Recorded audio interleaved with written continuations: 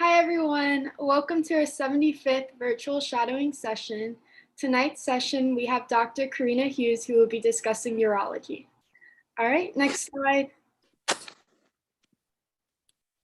Here's our virtual shadowing working group. We have Taylor, Rohit, Kiana, Shayan, Ali, Aditya, myself, and then we have the amazing physicians, Dr. Fowler, Dr. Salazar, Dr. Machete, and Dr. Reno. All right, next slide. Just a friendly reminder, if you have any questions, feel free to put in the chat as we go along. We will have 2 Q&A sessions, one in the middle and one at the very end. Okay. And here's our upcoming sessions. On November 2nd, we have a specialty spotlight in PM&R. On November 9th, we have a virtual shadowing simulations. On November 16th, we have surviving health science training. On November 23rd, we have a specialty spotlight in psychology or psychiatry. And on November 30th, we have a specialty spotlight in family medicine. Okay, Dr. Fowler, do you have a few announcements? Yeah, welcome everybody. So good to have you back. This is our 75th show, I believe. We are in the middle of, we actually just finished the first half of the admissions committee season at UT Southwestern. And we are seeing many candidates that are putting up virtual shadowing hours for their applications process. And it's my opinion that these seem to be treated very seriously. Some enormous numbers have been generated. This will be our 75th talk, I believe. We've had almost 500,000 viewings at the virtual shadowing website of all lectures, totaling almost 900,000 hours. We want to get to that millionth hour. So always delighted to have you, and we continue to have a great time putting these things together. And just as I keep telling you every week, that if you keep coming back, we're going to be here. We've gotten some nonprofit funding to help support some of the costs of Zoom for 1,000 and the mailer and so forth and so forth. So we're here, and we are just so excited, Elena, to have our guest tonight. Could you please introduce our guest?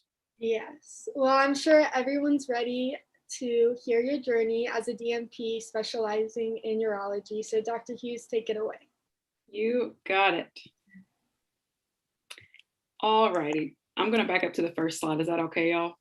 Absolutely. Okay. Let me remember this. Hello, welcome everyone. My name is Karina Hughes, and I'm here to give you an introduction into urology. I chose this first slide because I felt like as a nursing student, even as a beginning nurse practitioner student, when someone said urology, I said, what all is that? So I chose this picture because I felt like my head was in the clouds. I was like looking around everywhere. What does urology mean? So I thought this picture really highlighted what a great visual for where I was at that time. Okay, so a little bit of outline of what I hope to talk about tonight would be I want to share my journey with you guys. I want to dive into urology a little bit, review some common urologic disorders for you to know, and then at the end I have some case studies for us to review together.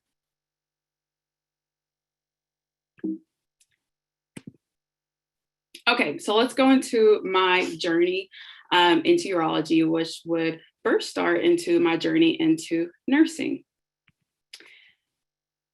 So in the beginning, I'm from a small town in Kentucky. I graduated with 100 people. I think my junior or senior year of high school, I knew I wanted to be in nursing. I wanted to be in women's health. I wanted to take care of women. They are superwomen. That is where my mind was, maternal health, something involving supporting women in some instance. So after I graduated high school, I had my eyes set on doing that within nursing. My mom is actually a nurse. I had an idea of what nurses do. I love the care they gave. I love the model of the care. I knew I wanted to be a nurse practitioner within that realm too, and specializing also within the realm of taking care of women. So that's where my mind was at that time after graduating high school. So I was accepted into the University of Kentucky. And after my freshman year, I tried so hard my freshman year, because that is your year where you want to try hard, good GPA, be involved, and then you get to apply into the nursing program after your freshman year. And you find out that summer if you got into school or not. Well, I got into University of Kentucky nursing program, and I was so happy. So excited. So I put on here traditional BSN because there's a non-traditional route too. Sometimes people can go for a 2-year nursing degree to be a registered nurse, and that would be your associate's degree. But at the University of Kentucky at that time, they were offering the traditional BSN route, which is a 4-year degree, and that's what I pursued. So I went through nursing school. It was definitely a journey. Nursing school is not easy. And my junior year of nursing school, that is your year to do a nurse externship. And that is an opportunity to have clinical experience over the summer. So throughout that journey, I applied for a nurse externship at Mayo Clinic. It's called the Summer 3 Nurse Externship. They accept 50 people from around the nation, get to meet all types of different people and get some exposure to Mayo Clinic to see what Mayo Clinic is all about. And I was accepted and I was so excited. So I went there for about 6 to 8 weeks or so. And the unit that I was placed on was a pulmonary unit. And again, my heart has always been about taking care of women, maternal health. So the fact that I was on a pulmonary unit, I was like, okay, learning opportunity. I'm gonna do it. I'm gonna learn. And then I did learn a lot, and it was a beautiful, great experience. Nice to leave Kentucky to get an idea of what healthcare was like in a different state.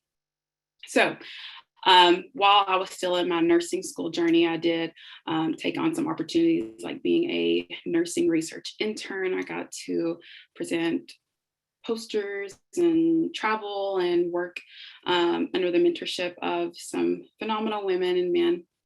I was a nursing tutor. Again, I was able to have the opportunity to be a Mayo Clinic Summer 3 nurse extern.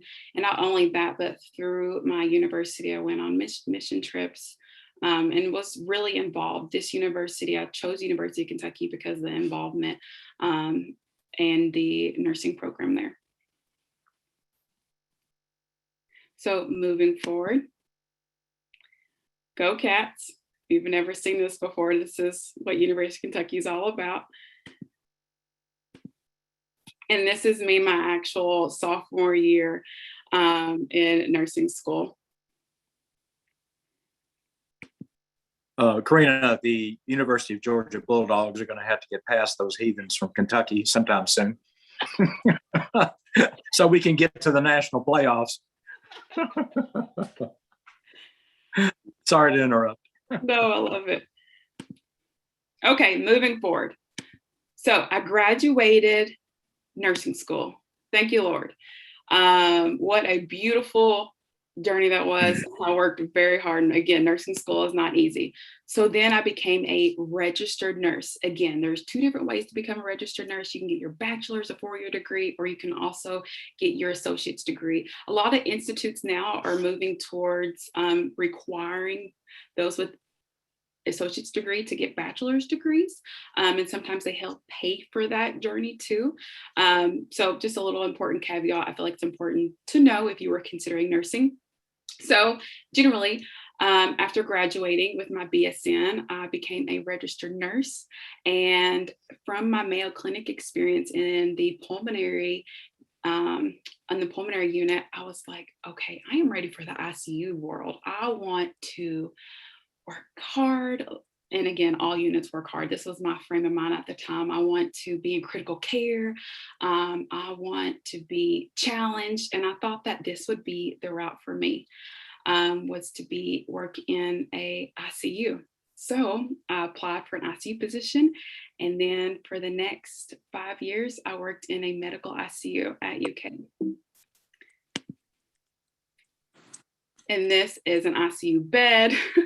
This is why I put this there. This is a ventilator, and this is one pump. However, usually when me in the ICU, when I was working there, I'd be 1 to 2 patients, multiple pumps, sometimes a dialysis machine. It was definitely critical care. So for the next 5 years, that's what I did. And then also within that journey, I knew I wanted to be an educator. So I became a nursing clinical instructor, at the same time working as a full-time nurse, because I love to teach and I loved nursing school so much. I wanted to dive back into it with students.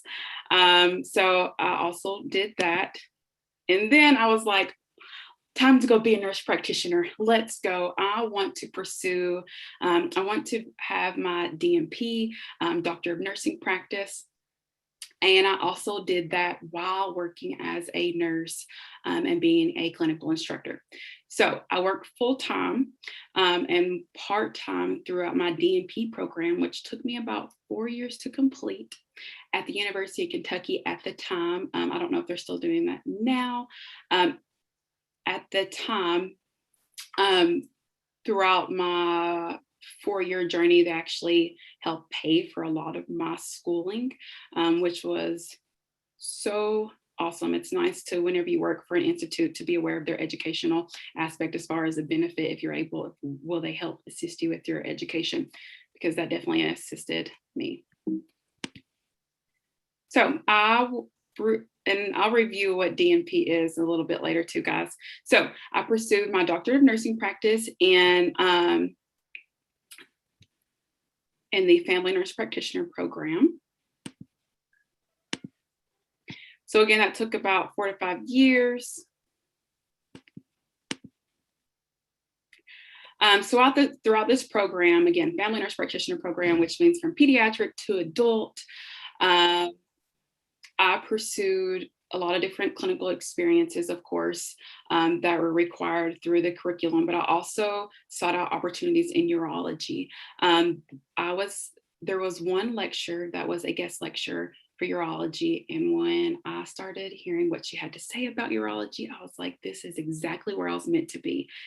In the back of my mind, I knew I wanted to be in women's health, but when I learned more about urology and what all was within urology and the opportunities as far as an APP, an advanced practice provider, I was like, this is definitely something I want to do.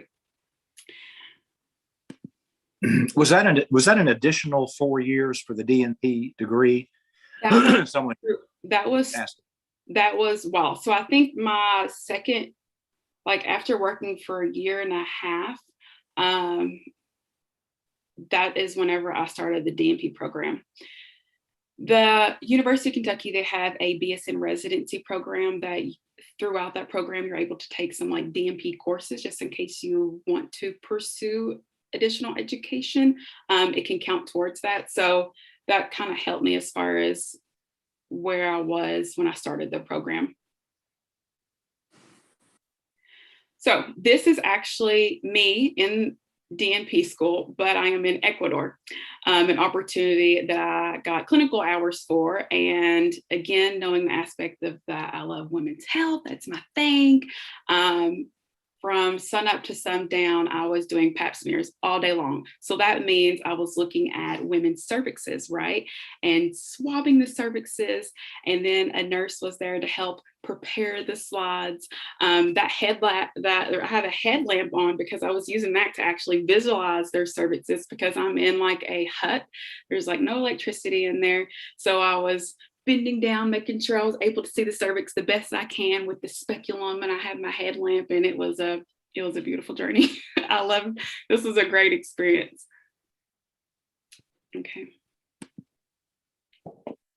Okay, so let's dive into, I'm saying a lot about Doctor of Nursing practice.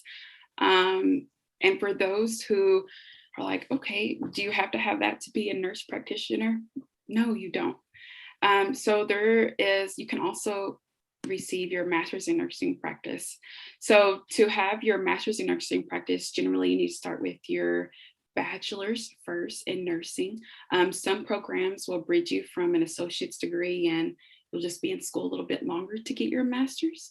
But if we're talking about nurse practitioner, generally most programs you need to have your bachelor's first. But again, there's other programs where you can have your ADN. The program is about 2+ years. There's different roles, so it doesn't have to be toward your nurse practitioner. Some people who want to have their master's in nursing pursue it to be a nurse midwife, to be in leadership, not just clinical roles. But that's also one avenue. And then there is the DNP route. Okay. I think back in 2001 is when the DNP program initially started. Don't quote me on that. But it originally started at the University of Kentucky, where I actually pursued my DNP program. The DNP program was sought after there's 8 essentials within the DNP program, and it's meant to heighten the leadership aspect, dive more into health policy, technology, research, those aspects. So that's kind of what encompasses the DNP role, elevating the leadership aspect. So if a nurse, if someone with their bachelor's wants to pursue a DNP, again, it can be for administrative or leadership roles. It can also be to be a nurse practitioner within some of these roles I've have listed below. Okay, so these, yes, are different programs. This would be so much as your degree, and then you can specialize once you're in these programs. And again, I want to highlight that both these programs are geared towards creating leaders, great leaders within the nursing profession. Okay, so if someone has an idea of wanting to be a nurse practitioner, there are many types of nurse practitioners you can be, right? So I am trained as a family nurse practitioner. So I was trained to take care of pediatric population up until the adult population, right? There's nurse practitioners that are specifically in pediatrics. There's nurse practitioners that specifically do acute care. There's nurse practitioners that specifically are trained for psychiatric care, okay? Here's a list of some of the specialization options.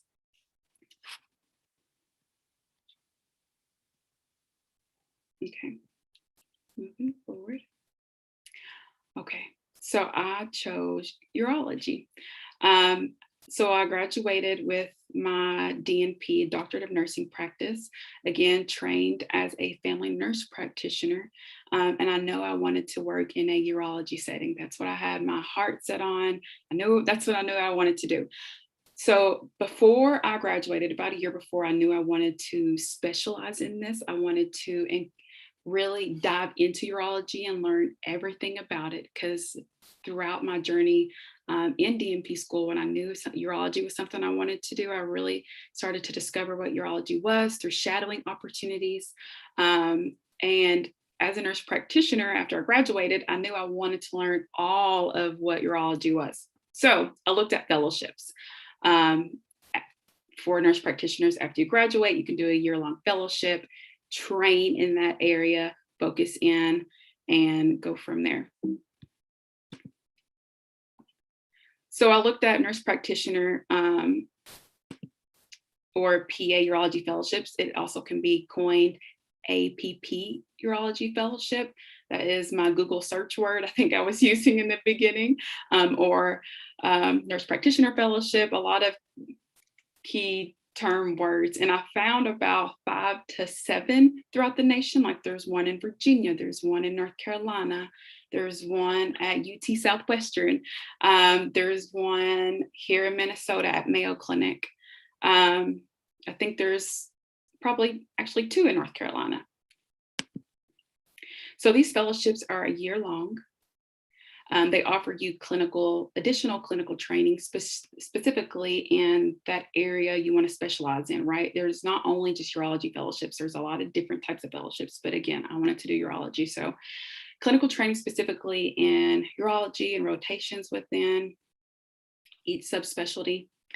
So I'm going to go through the different clinical training or rotations I went through. So general urology, endourology, stones, urologic oncology, so cancers, female urology, neurourology, men's health, pediatric urology, and then I was trained to also do cystoscopies, meaning looking into bladders and actually taking out stents in clinic, and it's something that I've continued to do. Reading urodynamic test. And throughout this fellowship, this is whenever I started my Instagram page, because the fellowship journey was something new that I hadn't really heard a lot of throughout my nurse practitioner journey, or even as a nurse. No one really talked about fellowships. Again, fellowships were quite new since about 2007, I think is one of the first fellowships there was. So I created a Instagram page to highlight the fellowship journey, because it's something I just never really learned about on my own through my education. And I thought it would be a highlight specifically of those that love urology as much as me, and who are possibly interested in a fellowship after their nurse practitioner training. And then after this year-long fellowship, which ended this September, I became a urology nurse practitioner. I like to say even throughout doing this fellowship, I was always a urology nurse practitioner, but now the fellowship has ended, and I'm actually working as a urology nurse practitioner. I still can rotate throughout every subspecialty as needed within my department, because I've been trained in each subspecialty, because I've been trained on the procedure of doing cystoscopies. That's something I have a calendar built in for. And this fellowship definitely honed in onto the aspect of why I love urology, and definitely helped me learn some skills from each one of these rotations. Because generally after you graduate as a nurse practitioner, if you start a job, you're learning on the job, which people can definitely do. But I'm more of, I like to say, kind of type A personality in the aspect of, I really like to hone into something and know a little bit about all of it, especially when it comes to training. And I knew the fellowship was right for me. Okay, so I keep saying a lot about urology. So what is urology? So I like to say generally urology is, we can think of it maybe from everything from the waist below. Again, not the colon or everything, right? But generally, let's think about the waist below. The kidneys, the bladder, the ureter. Those aspects are key terms to think urology. Also, we think about the prostate, the testicles, when we're also thinking about men's health. So those are some aspects too. So generally, this picture encompasses what urology, some things we take care of, and adding in the aspect of also male reproductive organs, right, and male fertility. Not so much female fertility, but male reproductive organs and fertility.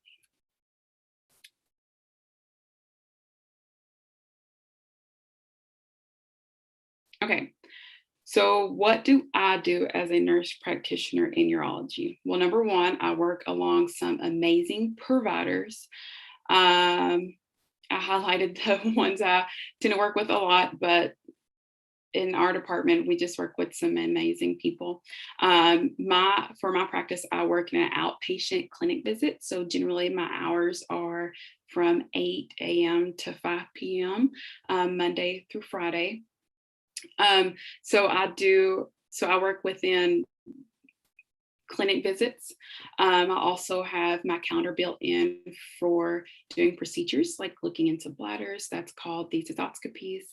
Again, looking into bladders, taking out stents. I'm being trained right now on doing transperineal prostate biopsies. I also do PTNS. That's a form of acupuncture that we use. And I also do prostate ultrasounds. Also, throughout this department, I take on any opportunity to provide education. I love education, and I especially love mentorship. I would like to kind of coin myself I still feel pretty new and fresh within this environment. However, I love mentoring, specifically nursing or nurse practitioner students, PA students, anyone who has a general interest in urology, and if that's something new for them. And whenever I found out that my dreams were answered, or my dreams came true, and I had a fellowship, and I got into the fellowship for urology, my family member actually created this shirt, and it said #urology, because I was so excited. Again, urology has been one of my dreams for a little bit. And I took a picture with this shirt my family member made me with my dog, Sam, my Cocker Spaniel. Okay. So we talked a little bit about nurse practitioner realm. I wanted to highlight that. Definitely ask your questions whenever the time comes in from that. I know that can be kind of confusing. I hope to just give you the bones of that aspect. And I talked a little bit about urology. Now let's dive into a case study together. So KL is a pleasant 70-year-old female with a past medical history of hypertension, hyperlipidemia, 30-pack year history of smoking tobacco, and osteoporosis. Last weekend, on a night out with her grandchildren, she noted blood in her urine. She denied any urinary urgency, frequency, or dysuria, meaning like any burning sensation with urination, and she's not having to go a lot or the feeling like she's having to go a lot. She contacted her local primary care provider and had a urine analysis and a urine culture obtained. The urine culture was negative, and she was recommended to pursue a hematuria evaluation with urology. So she comes into our department. This is KL.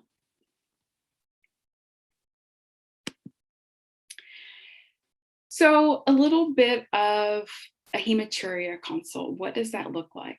Well, generally when I'm talking to patients, I like to inform them, you are in urology, we're going to rule out anything big and bad, right? We're going to rule out anything that could be in your kidney, like is there a stone there? Is there a mass there? A lesion we should be aware of? Urologic, is there any lesion within your ureter, within your bladder that we should be aware of? Or any stone within your ureter, even though you're not feeling pain, or in your bladder that we should be aware of. And pseudohematuria. So that would be more so of maybe she's having a little bit of blood because she is postmenopausal. Decreased estrogen circulating in her body, and maybe her tissue around her vulva, her genitalia area, has atrophied and become more friable. So maybe that's why she's seeing a little bit of blood. So the spectrum can definitely range.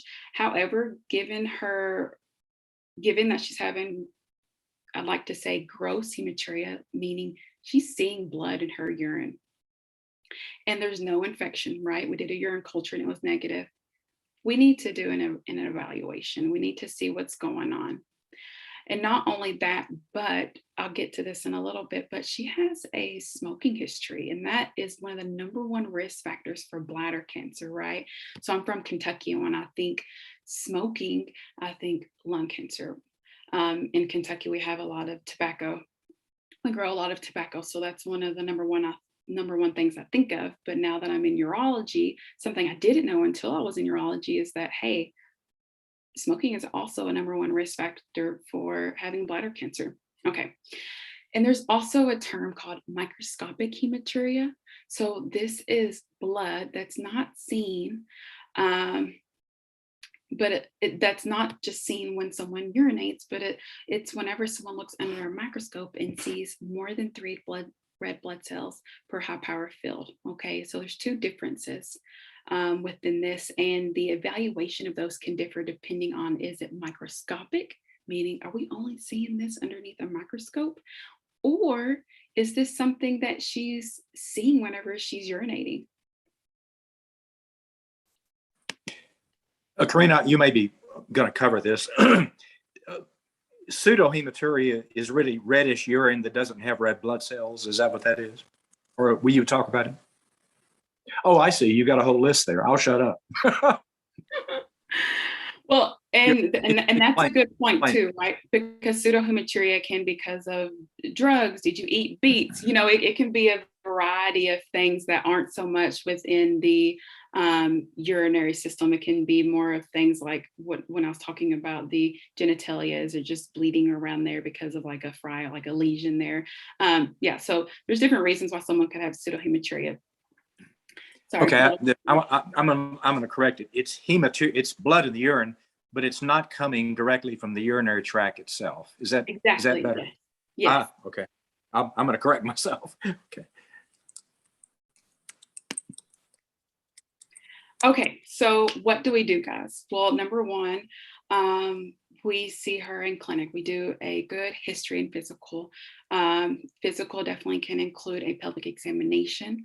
We're going to examine, again, I talked about our tissues. What does that look like, right?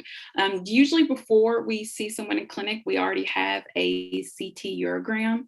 So we have axial, we have imaging of from their kidneys, their ureters, the bladder to see if there's any lesions, any stones present. A cysto would be done, meaning someone would look into their bladder with the scope. Usually the patient's awake, they're looking in the bladder with you, talking through the exam. So they would come with this already being done, usually, at least in my department. And then they would have a urine cytology. Urine cytology meaning they're peeing into a cup and then that urine is examined for any cancerous cells, okay? So, and I put this here to a part of the evaluation. If something is seen in the imaging, either it be from the CT imaging or by us looking into their bladder, then they would go for a bladder biopsy, okay? And that's the term CBF or TURBT.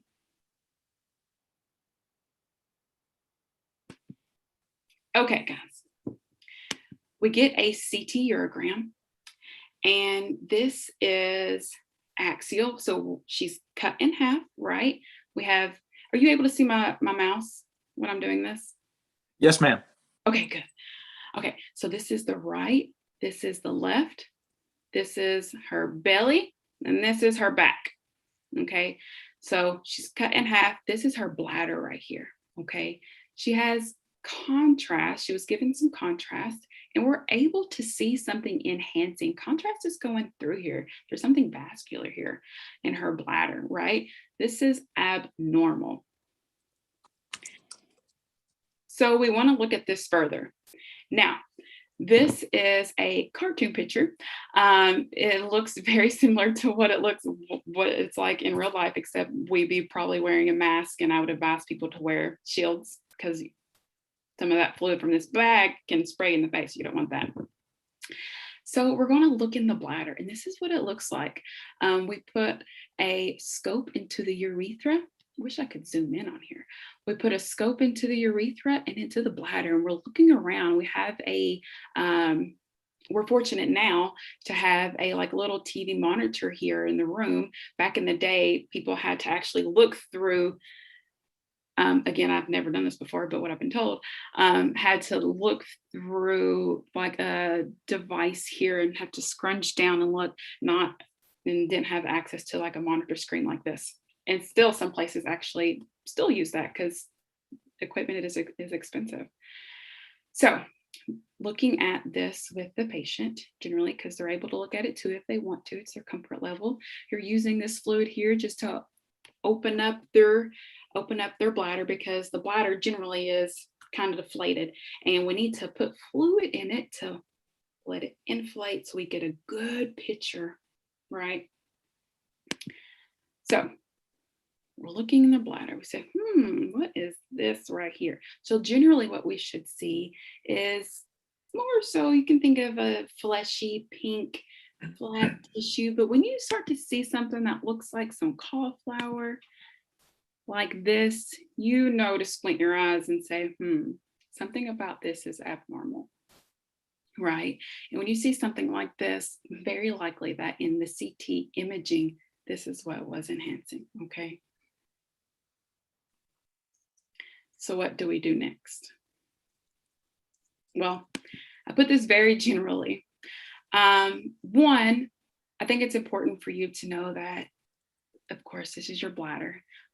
This person has a prostate.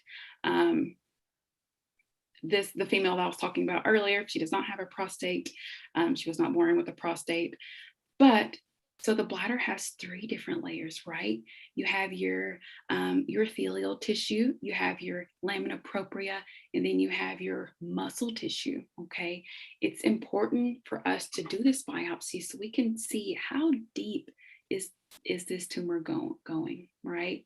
Number one, it's hard to say anything without any pathology, but 1, is it cancerous? 2, how deep is it going?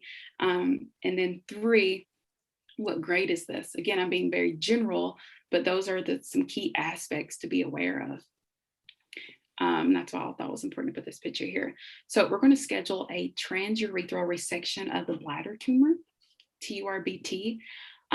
And we are going to do some tobacco cessation education, right? We're going to let her know, hey, number 1 risk factor for bladder cancer is smoking. Can we talk about measures to help you stop smoking, right? Include that in your conversation. That is so important to know.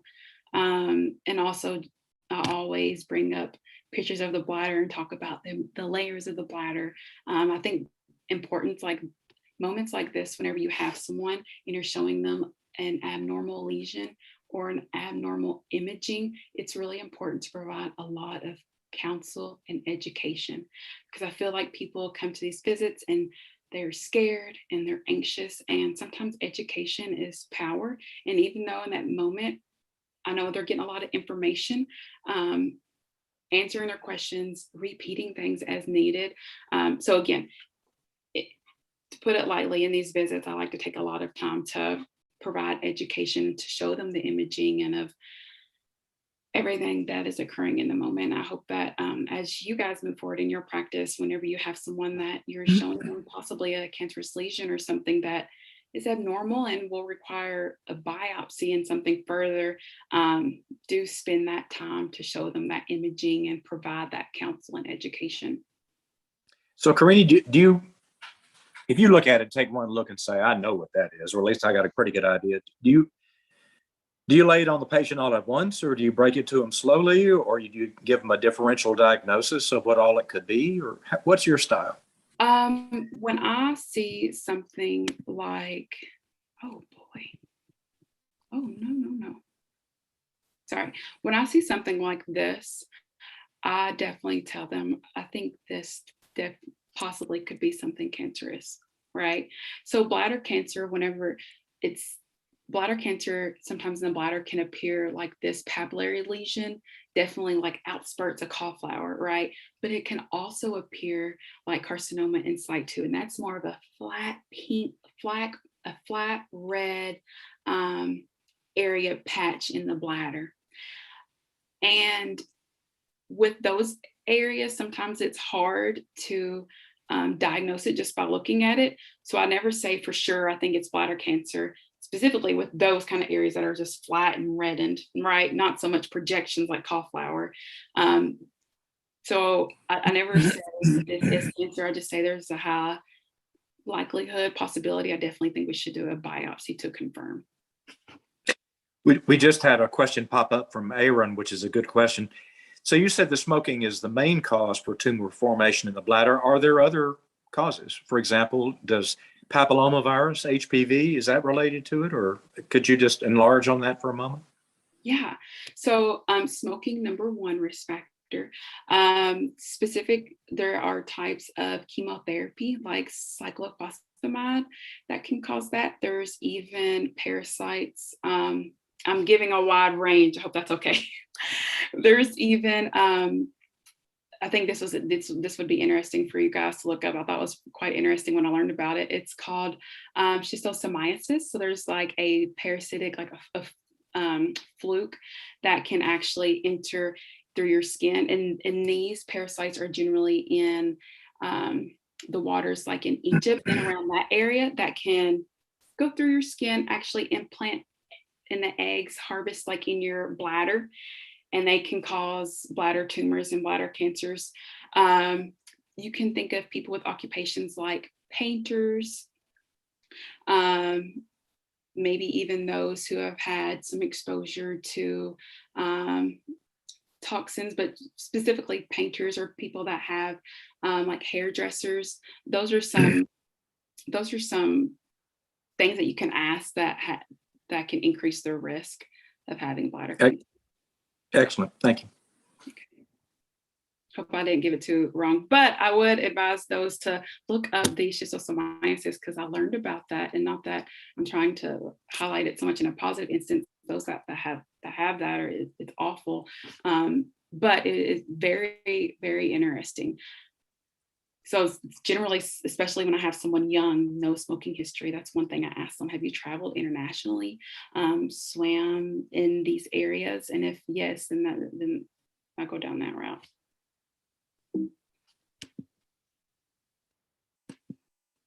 Okay. I guess this is the opportunity to pause and talk. I'd like to, Elena, before you start. So, Karina, here you are. You're what, a month away from finishing your training? Is that right? No, I actually finished in September.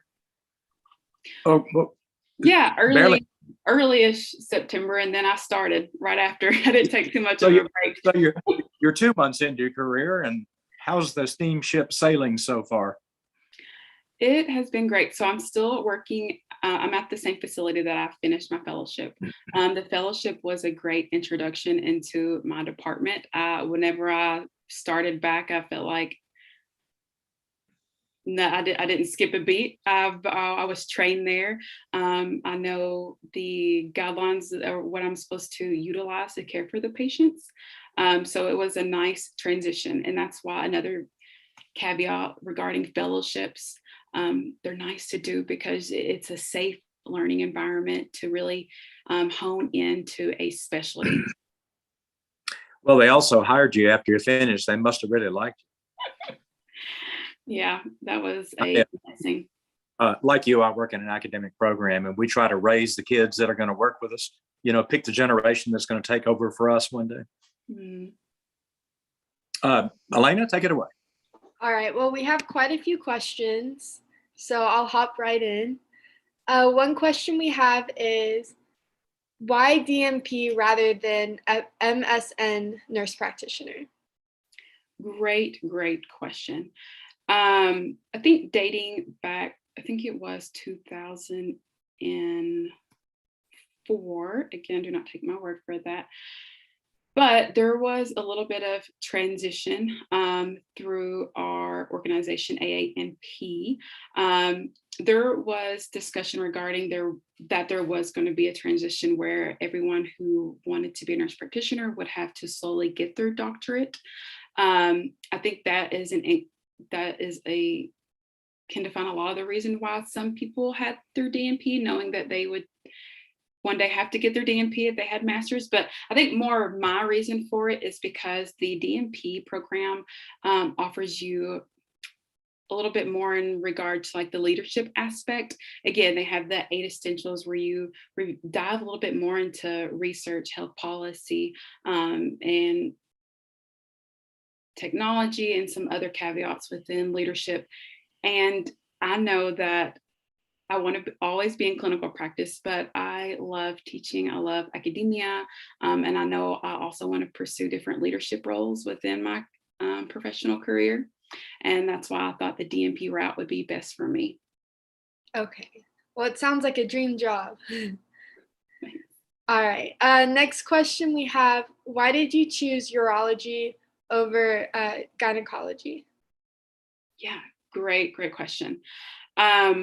Once I had a better idea of urology, I shadowed a female urology nurse practitioner. And then I also shadowed a little bit within pediatric urology. And then I dived into my own learning what all was in urology. And I loved and what I didn't put on here is that in undergrad, I also was a sexual health educator. So I started to learn more about men and women's sexual health. And I feel like with urology serves me better because I can serve men and women.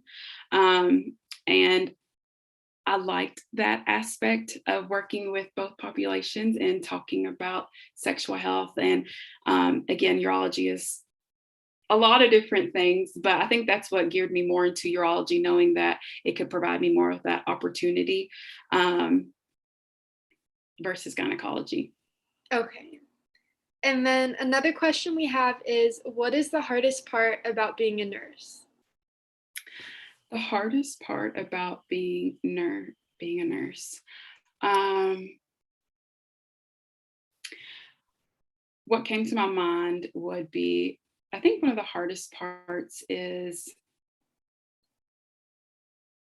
I think one of the hardest things for me was being someone new, being a new nurse, being a new nurse practitioner, and also knowing I'm the type of person I want to be the best I can be at every instance, and that's not practical. You're always learning. It's always a journey, and I think that's one of the hardest parts, especially whenever you're in a career where you're there to take care of people. You're there as a nurse. I was working in the ICU. I was there to hold people's hands while they were passing away, take care of their family members, and you want to provide the best compassionate care you can, but you will make mistakes along the way, and that's okay. I think that is one of the hardest things because you're that person's go-to at that time, at that moment in their life, and you want to be the best you can, but you're going to learn how to be the best you can one step at a time, and you'll have the resources, the mentorship, and those around you to help you, so you're not alone. Okay. And then another question we have is, can you name a moment that was empowering to you while working? Name a moment. That is a great question.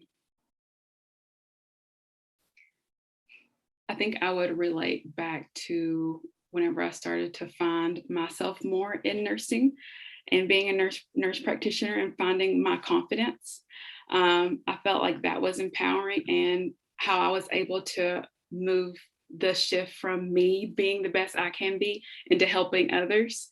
Like new fellows that are coming along or new nurses that were coming along, and shifting that confidence I have into them and saying, you've got this, you can do it, and helping them move faster or do something the easier, not so much easier way, but a more simplified way. I feel that those are always empowering moments whenever you have accomplished something for yourself and then you can help someone and uplift them because you know how it feels to be in their shoes.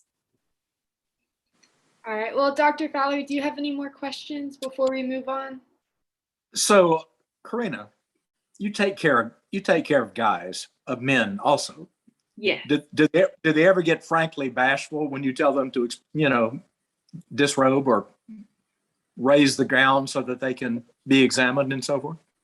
And how do you deal with that? How do you deal with their bashfulness? That is a great question. I feel like at the and I get asked that a lot, being a woman talking about men's their sexual health or their infertility. I start out my conversations and I start out my visits and just having casual conversation and setting a precedence of, I am here to care for you. These are the kind of questions I'm going to ask. This is the type of care I want to provide for you. If you are uncomfortable answering any question, you let me know. I think by having that conversation in the beginning, before I talk about examining their scrotum or talk about their sexual health, their erections, I feel like that setting that in the beginning, that conversation has helped me in the long run. And guys will, at the very end of the visit, are like, I didn't know how comfortable, because sometimes I wear some heel boots. I heard you walk into the door. I didn't know how comfortable I was going to be coming and talking to you. And then at the end of their visit, they're like, I've never really talked about my situation like that. I felt really comfortable with you. And of course, that always makes your heart warm. It's like, oh, yes, thank you. Like I did something. But yes, I have had that moment. So I feel like conversations in the beginning help. We had at our emergency medicine conference at UT, we had a discussion on microaggressions that are offered in the exam room sometime by patients. Mm-hmm. And one of the questions that came up was about female practitioners. If they had a male patient, or any patient for that matter, but a male patient who would say, "I want me a man doctor." Mm-hmm. Do you ever come across that? And were you too? How would you handle it? I have not came across that. If I were to, I would respect their decision. Of course, I would have a conversation with them about where that is stemming from. And after that conversation, if they would like to move forward with the visit, then that's okay. But it's their clinic visit and it's their time. So I would respect that. And again, I would like to have an initial conversation with them to kind of talk about that further, but it is their clinic visit and their time. Yeah, any pretty normal person, once they realize that you know what you're doing, will lose that microaggression. But we see these kinds of things, unfortunately, fairly regularly. And we had one, it occurred to me in the ER one time, and there was a crowd of us taking care of a very unpleasant fellow. And the unpleasant fellow said some very nasty words, and I won't repeat any of them, targeted toward one of the providers in the room. And part of our discussion this past Thursday at our conference was, how would you handle that? And I'll tell you how I handled it. I turned to the provider and apologized to them on the behalf of the patient for what they heard. And then I just said, let's de-stress this for a minute and let's step out of the room.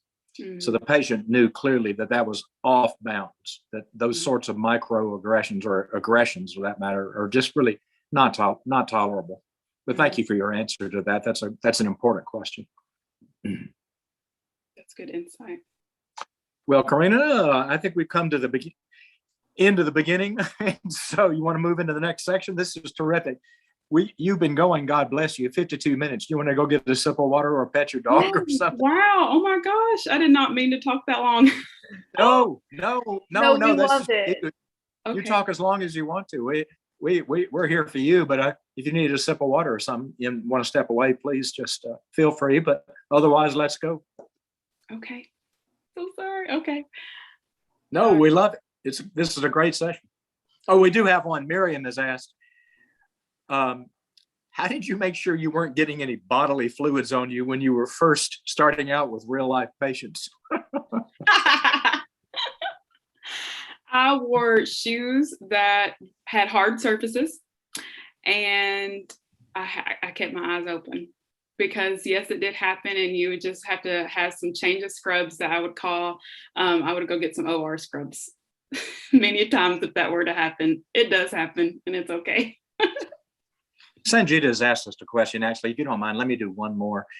How does your profession, or does it change your perspective in your life? I have lots of thoughts about that, but how does your profession, what you're doing now, does it change your perspective in life generally? I mean, absolutely. From working in the ICU, seeing people in one of the most critical moments in their life. And now I'm more in a setting where I'm seeing a lot of help those with cancer, finding lesions. I mean, it helps me definitely celebrate life, be more aware of what I'm doing with my body, and as far as taking care of myself. Again, I'm from the South, so I like soul food, and that's always something I'm keen into. And I don't mean to make too much light of that question. It's a great question, but to appreciate things and not take everything so seriously. Yeah, that's one thing. Absolutely. Oh yeah, how quickly life gets away from us. And a perspective I've gained from all these many years in the emergency department is that we work as a team. And I darn sure don't know everything or do everything. And I think that one of the perspectives is that we should embrace our friends and our colleagues because we are all part of a team that are trying to make things better for other people. It's a little corny, but it's true. No, that is absolutely true. I am not afraid to ask a question. I ask questions all day long, and at my facility, there's always a doc of the day within different specialties around me, and I am not afraid to give a call when I don't know something. Well, please keep going. You've got almost 200 kids sitting listening to you right now. Kid is a compliment, as everybody knows, and they are on the edges of their chairs listening to you. So please go ahead. Okay, you got it. All right, guys, case 2. So we have a 70-year-old G5, P5 female, so a woman who's been pregnant 5 times, she delivered 5 times. This was vaginal, and I usually include that in there, with a history of hypertension, hyperlipidemia, osteopenia, opioid dependence. She had a vaginal prolapse, then she had repair of that with a hysterectomy and an anterior vaginal repair. And she's having culture-proven recurrent urinary tract infections. And that's why she's here today. She keeps having these urinary tract infections. So again, I want to establish what is a recurrent UTI, right? So the diagnosis is 2 separate culture-proven episodes of acute bacterial cystitis with associated symptoms. So that would be like your dysuria, the burning sensation, urgency or frequency within 6 months, or 3 episodes of this within 1 year. This is a list of some of the risk factors that could make someone more likely to have a recurrent urinary tract infection, and just to be aware of when you provide education or whenever you're doing your evaluation.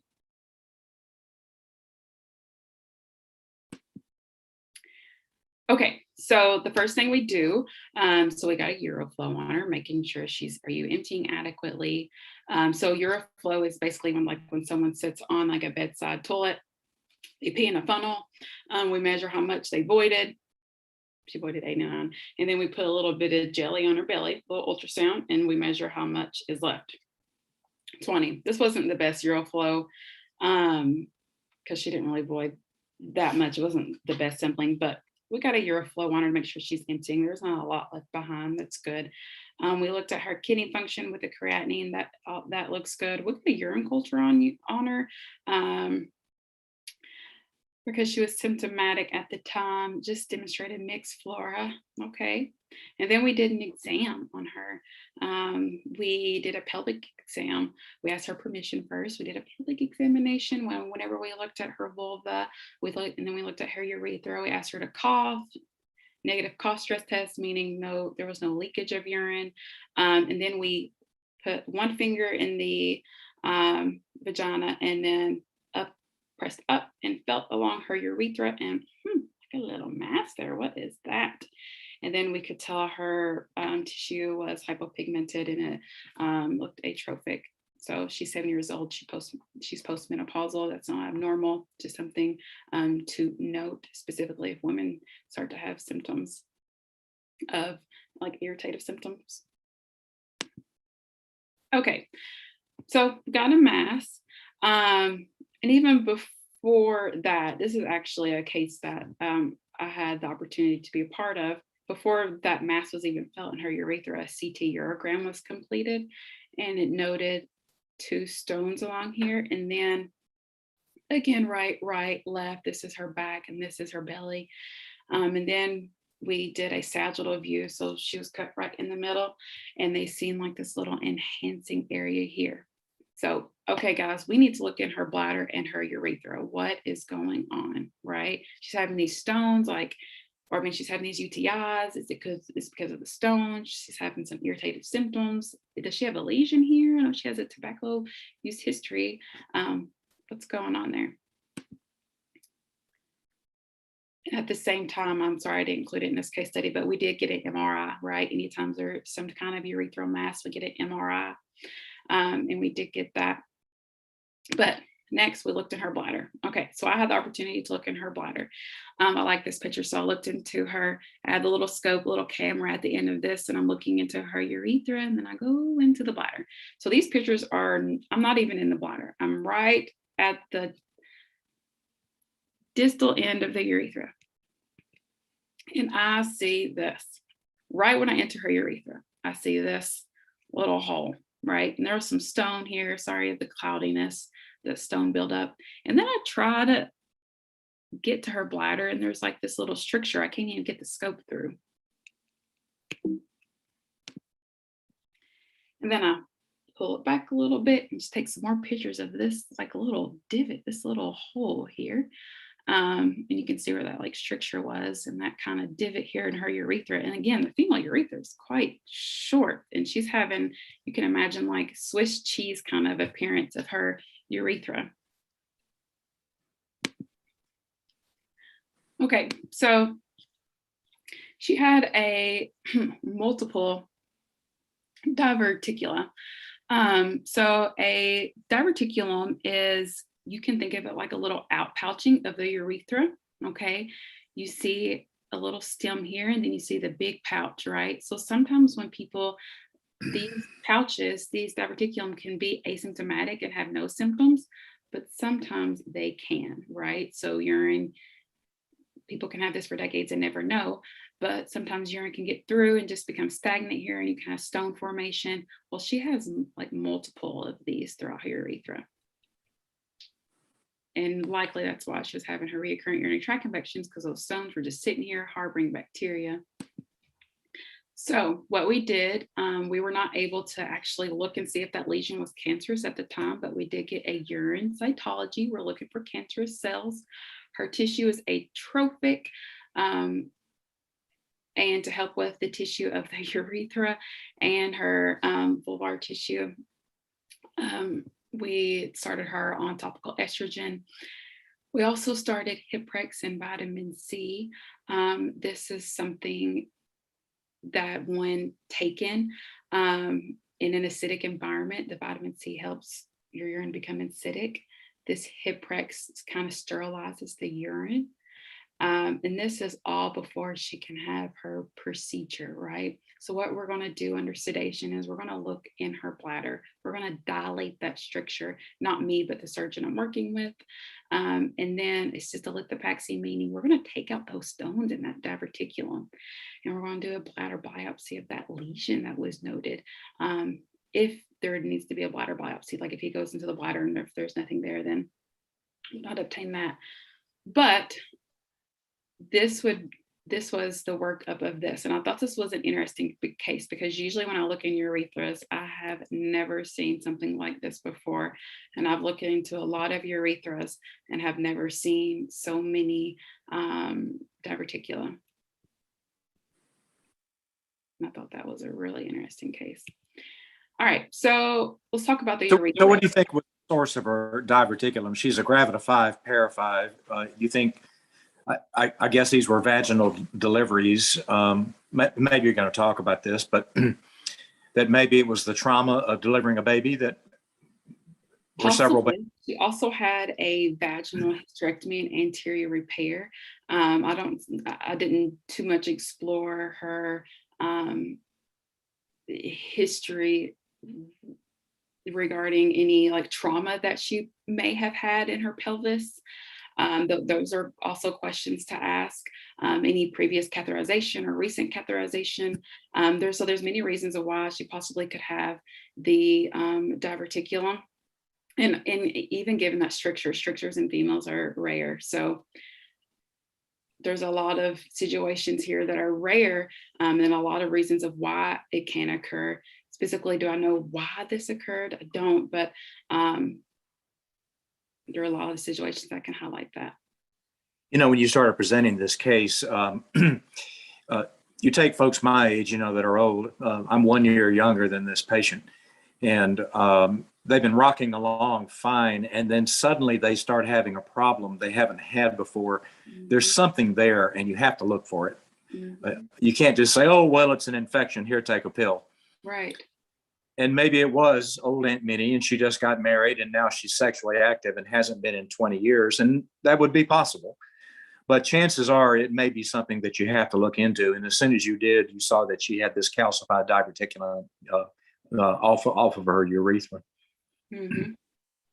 Yeah, so definitely urinary tract infections can be more than just having 2 or having 3 urinary tract infections in a year. So it's nice to dive deeper and get your history and your physical and get a better idea of what could be going on. So what I want to talk about more is urethral disorders. So one thing I don't think I had I didn't have a lot of insight on until I was in my nurse practitioner program and really grasped on to until I was in urology was a urethral caruncle. Again, this is something benign that can be seen on pelvic examination. This is generally seen in those that are postmenopausal. You have just like this small prolapse of the urethra that can occur. It's benign, doesn't have to be treated. If it starts to become bothersome to a female, then they could treat it with vaginal estrogen cream. Another thing is a urethral prolapse. This is very rare. So if this was to be seen, of course, in your differential, you want to rule out anything cancerous. So even having like a biopsy, I think that would be fine. Again, because urethral prolapses are rare, and even though it could be benign, you want to also make sure that this isn't something else. And then a Skene's gland cyst. So typically with a Skene's gland cyst, you have 2 Skene's glands on each side of the urethral meatus. They're there, they can lubricate around the urethra. So sometimes a cyst can form and divert the urethral meatus over.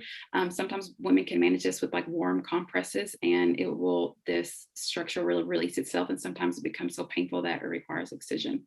So some things that I wasn't able to see within my own clinical experience until my fellowship, I thought it would be nice to highlight. All right, and urinary incontinence. I don't want to hold you guys too long. So urinary incontinence is something that I think it's important just to highlight, something common seen in clinic.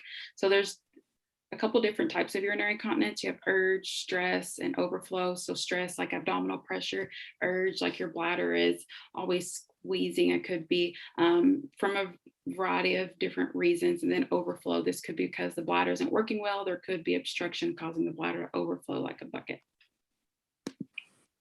So commonly for stress urinary incontinence, this can be treated. It doesn't have to be treated surgically. So like pelvic floor strengthening exercises can help, talking about fluid management. There's a lot of different things. One thing I thought was interesting would be a pessary. Again, learning about this in nurse practitioner school, I always thought this was interesting. And then again in urology fellowship. So this is a silicone device that can be inserted, the patient can manage it themselves to help put a little bulk with the urethra, give it some might, and not let the bladder just have urine coming down. So it just gives a little pressure in this area. And another thing is a surgery, meaning putting mesh, or people can even use their own tissue and just supporting the urethra. Okay, so there's PTNS. This is something that I do in clinic. This is to help those with the urge, like the urge incontinence, or like an overactive bladder, that the bladder is just always squeezing and always just having little leaks, or someone just always feel like they're having to go to the bathroom urgently, like every 15 to 30 minutes, right? So PTNS is something, we put a little acupuncture here, an acupuncture needle here. We have a TENS unit hooked onto here. We put the pad there, and then generally this is something that's more time intensive. The pain for just with the acupuncture needle, some people don't even know what's going in. It's been proven to help with those with an overactive bladder. Just 30-minute sessions once every 12 weeks, and then it goes to monthly sessions. Again, I'm just wanting to open your eyes on some different therapies that would be interesting. Okay, do we have time for this case study? I think we're running. No. You talk as long as this is terrific stuff. Okay. We had kind of a funny question I was about to answer. It says, do you work with the gallbladder often? And I was writing a note back since you stopped. It was going to say, if you mean me, yes, I do work with the gallbladder all the time. If you mean Dr. Hughes, no, I don't think so. The gallbladder isn't part of the urologist's field. It's a different bladder. That's true. No, I do not work with a gallbladder, but most of the time when I say stones, people are like, well, I had some gallstones. And then I'll go to, well, yeah, waist below, but more with me is in the urinary system. All right, case study number 3. So we have a 73-year-old male. He's being evaluated for gross hematuria, right? He's seen the blood in a setting of multiple bladder stones. He had a previous, this is meant to say lift. He had a previous Euro lift in October of 2017. So recently he was running all kinds of grammar errors. Recently he was running a marathon and he experienced some difficulty urinating after that. And then he started to have some reoccurring urinary tract infections recently too. So we took a little dive deeper. So just to highlight, this is in someone with a prostate. You have the ejaculatory duct here, you have the bladder here, and then you have the prostate, right? Generally for guys, I like to tell them the prostate can grow in, it can grow up, and it can grow out.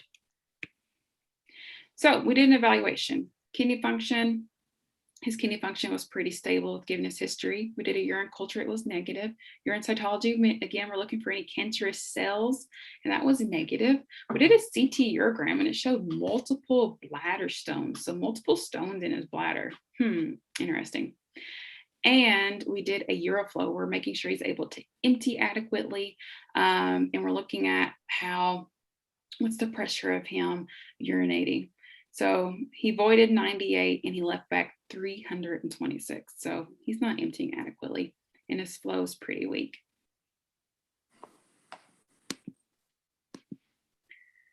So I just want to talk a little bit about benign prostatic hyperplasia, meaning just growth of that prostate tissue that I told you can grow up, in, and out. So commonly this can be managed with medical therapy, using pills. Okay.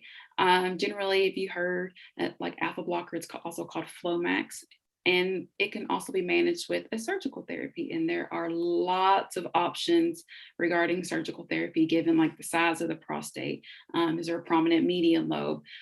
Lots to go into within which surgery would be the best for you. But I just want you to know there's a lot of options for that. And it seems like there's a new prostate procedure once or twice a year now, for with big prostates. Yes. But the good thing is that there's therapies out there, and generally for guys, if they don't have any urinary tract infections or any stones, generally it's a quality of life aspect. Like, hey, your stream's getting weaker. Is it bothersome to you? If someone says no, and you don't have some of the symptoms of like recurrent UTI, stones, then you don't have to have treatment. But it's good to know that there are many treatments out there. So this male had a urolift, right? So had a procedure done, like a foreign body placed in where your prostate, and it just moves the prostate over, gets it out of the way, right? So we can open up the tract here so you can pee out, so you can void easier, basically. Okay, so what we did is something's going on. Like you had the urolift and now you have these stones. After the urolift, he said he was urinating better, but now he has this progression where he's not able to really empty good on his own. So what's going on? So we looked into his bladder. So this is the scope. And if you can imagine like a little flexi straw, this is the scope. And this is just like looking, I can't bend my finger all the way back, but this is just us looking back at ourselves. And we're seeing the bladder, some tuberculations. His bladder's probably been working hard. You can see a prominent median lobe right here. You can see that's where the prostate can push up into the bladder. Okay, can y'all appreciate that right here? That prominent median lobe? Generally, those with a prominent median lobe, urolift isn't the procedure that we would advise. Because again, right, it helps with the lateral lobes, not so much the median lobe that can push into the bladder. Okay, so then we look on over and we see this structure. Want to take a guess on what this is? That looks like a piece of the previous surgery. Exactly, with some calcium deposit along there. So I think we found why he is likely having the symptoms he's having right now, and how come he's not able to empty like he once was. I think his things have progressed and moved around. So what did we do? Cystolithopaxy, right? Taking out the stones. We did a BPH procedure, a different one that suited him best to carve out that prominent median lobe and the lateral lobes. And of course, taking out that foreign body that had now inserted itself into his bladder.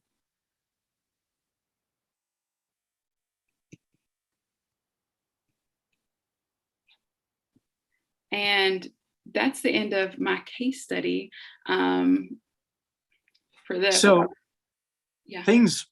I'm an old man, and I've been in medicine a long time, and cancer is everywhere.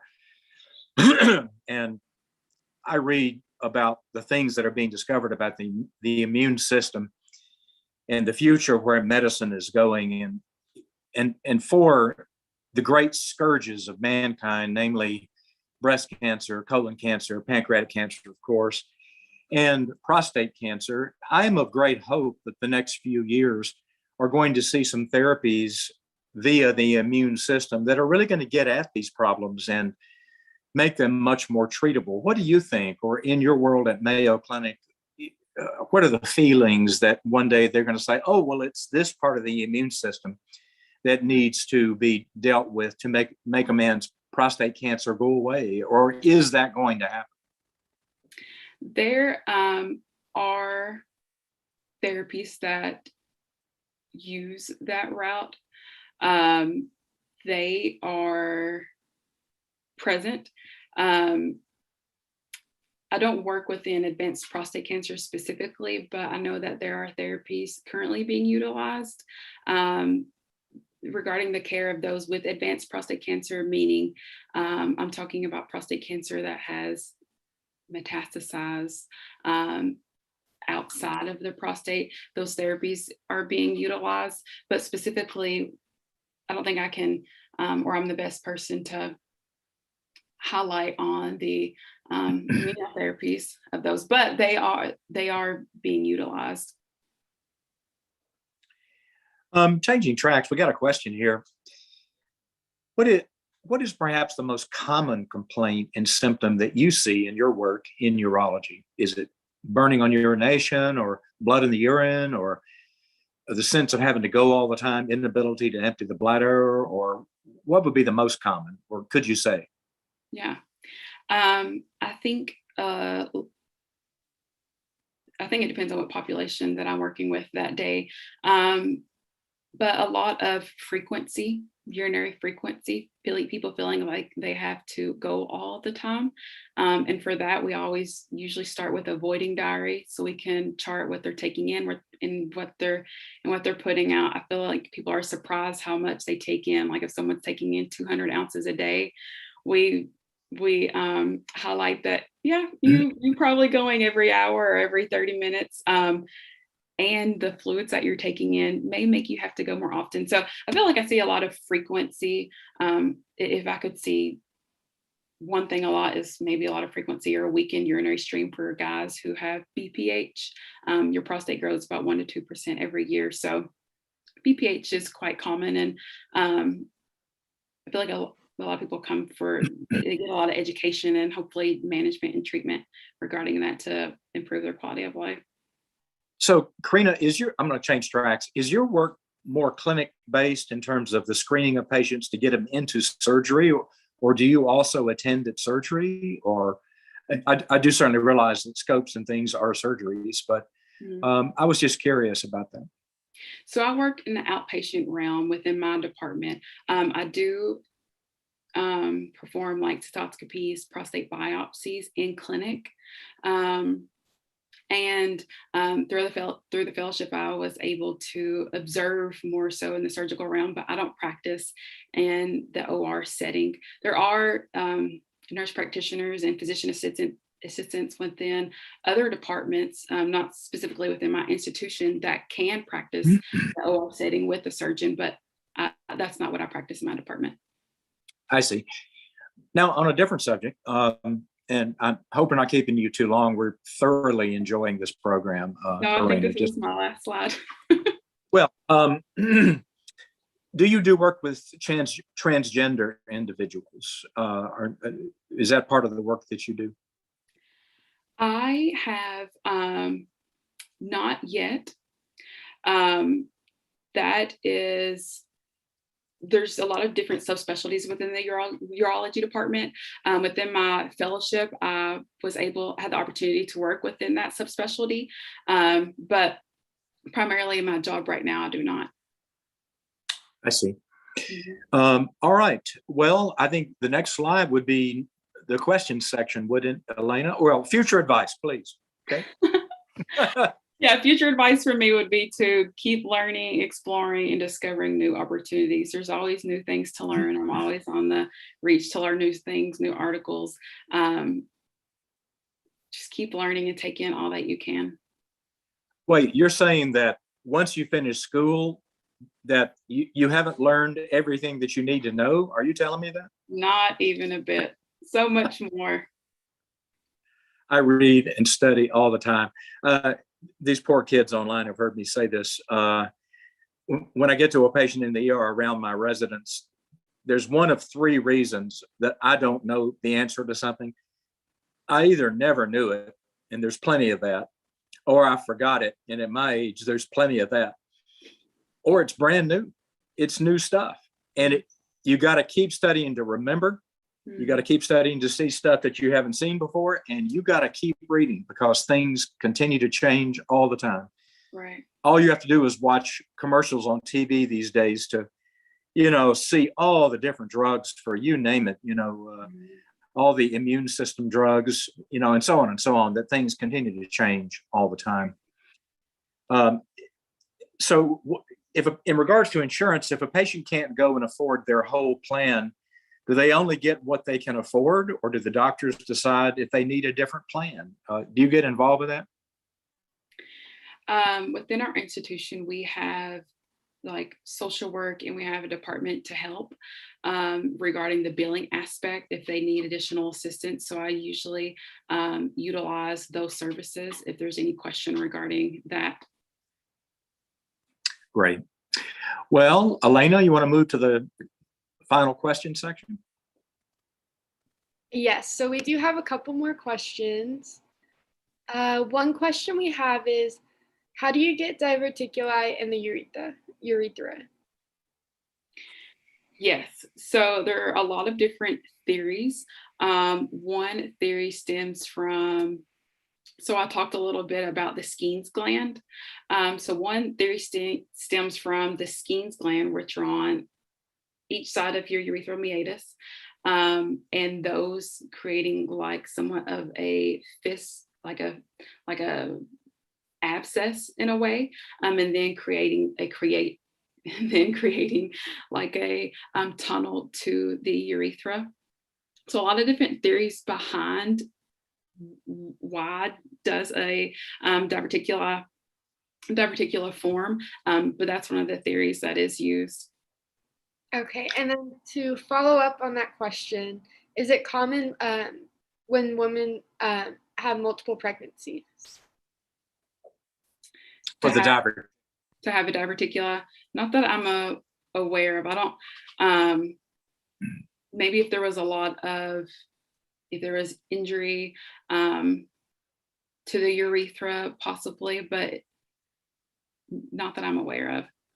Okay. Or possibly if you had urethral obstruction for some reason. Women are less likely than men to have that, but ultimately resulting in a pouch forming on the urethra. But that's a great question. Elena? Okay, and then another question we have is, what do you do that a physician can't do? Or is there anything that a physician can do and you can't? So within our care models, there are a lot of differences and things that we do share, like one being we both try to take the best care of patients we can. I know that one thing that can separate, especially in my department, is I don't perform surgeries in the OR. right? I would not be a primary surgeon within that instance. I think that's one big thing within my department. I know I don't do. I rely on the consultants I work with regarding surgical management. I'm sure there are a lot of small onsets, but I feel like generally within my care team, we work as a team and everything is somewhat together. And we all have our scope that kind of comes together and we accomplish everything together. So it's hard really for me to differentiate anything small specifically in my department. Okay. We had a specific question on the getting down to a brass tack here on, you mentioned weak urinary streams and how you measure the pressure. How do you measure that pressure? Yeah. And if someone's used to holding it a lot, does that change the pressure and so on? Yeah, so there is it's like a bedpan and then there's a funnel. And whenever you urinate in the funnel, there is like a cup sitting on a device. And actually that device will measure the pressure as your urine stream is going, okay? And then usually we get like a printed off information that has like a little graph on it, and it will tell us the force of the stream and how much was actually in that cup. And then it's up to us to do the ultrasound on the belly to tell how much is left over. And for someone who is chronically holding things in, I feel like there's different ranges of that. So if you're chronically over years and years, you've been holding something in and then you're developing bad bladder habits, and maybe you get to the instance where your bladder has worked so hard for so long, I guess that can be an idea of possibly if your bladder becomes so stretched it's not able to work, but because you're always holding in everything. We try to tell people to make sure you're voiding at least every 2 to 3 hours, adequately emptying your bladder whenever you need to. So that's one little bit of advice. You know, why don't we let you off the hook and maybe give you one more question. What motivates you through your day-to-day life and keeps you in such a positive mindset? I mean, you're such a wonderful speaker. What keeps you so positive? And by the way, thank you so much for speaking with us today. But what keeps you in such a positive mindset? I think just having creating a good environment around you, those who you work with and who you bring into your circle. I have a very positive environment around me. I've worked hard to have that as I've grown as an individual throughout nursing school, throughout graduate school. I always try to have a very positive environment, right? Because those are tough times that you're going through, and you want a positive environment around you. And not only that, but I try to be a positive person within that aspect because I'm working with those that need someone in that light. So one, I make sure that I'm fulfilling the needs I need spiritually, physically, mentally, so that I can give that to others. So I can be light for them too. So I think that's also something important, not only in your practice as you are a provider, but as you're going throughout your journey in school, know that you need to take care of you so you can perform the best you can, so you can be the best provider you can, and you can spread that light to others. Well, this was just wonderful. Karina, can you go to the next slide and maybe the next one after that, I believe? Well, that's you. Okay. So they can contact you, right? Absolutely. Please do, guys. This is my Instagram page. Contact me anytime. And references. There we go. And we've done the questions. You want to pop to the next slide? You got it. There we go. So, Karina, thank you so much. This was just wonderful. They are lucky to have you up in Mayo. I will say that you said something a moment ago that's so important. I say regularly that the people I work with are the best friends of my life, just about, and I love being in a place where we get along, we respect each other, we honor each other, and we all know our roles, we do our jobs. When we go to hire new residents, for example, and for that matter, new faculty, we say, I don't need Einstein. I need a reasonably smart person who has a strong work ethic and who is a nice person. And we can make that person into a great practitioner along the way. So thank you so much, Karina. Everybody, I want you to look at chat, Karina, real quick. And everybody put thank you, Dr. Hughes, into chat so she can see 170 of you put thank you real quickly into chat. There you go. I hope you see how much love is coming out from all these people, all the way from Thailand to Puerto Rico. So Elena, you want to take us through what this is about? Yes, so we will have a quiz that will be posted right after this session, and the assessment is 75, and it will be due at 7 p.m. Central Standard Time next Tuesday. All right. All right. So, Karina, again, thank you on behalf of the Virtual Shadowing Working Group and all of the folks that will see this. We typically have as many as 3,000 viewings a week of these sessions. And what we see, and we typically, by the time people have really completed viewing the sessions, it'll be 5,000 people, 5,000 pre-healthcare providers that will have seen it. Each one of them will see 100,000 patients in their lifetime.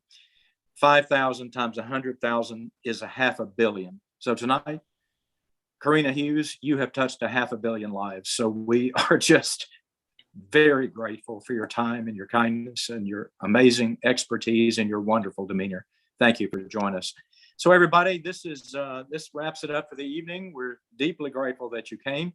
As we said at the beginning, if you keep coming, we're going to be here. So we look forward to our next several exciting sessions. Notably, Dr. Adam Brenner is going to be joining us soon. He is on the admissions committee at Southwestern.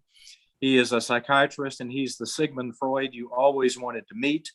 Dr. Dan Septum is going to join us. He's a family medicine doc, also on the admissions committee, and he's a terrific practitioner. And I know you won't want to miss those as well. So Dr. Hughes, virtual shadowing team, on behalf of all of us, we want to thank everyone for coming. We wish you a good evening and a good night.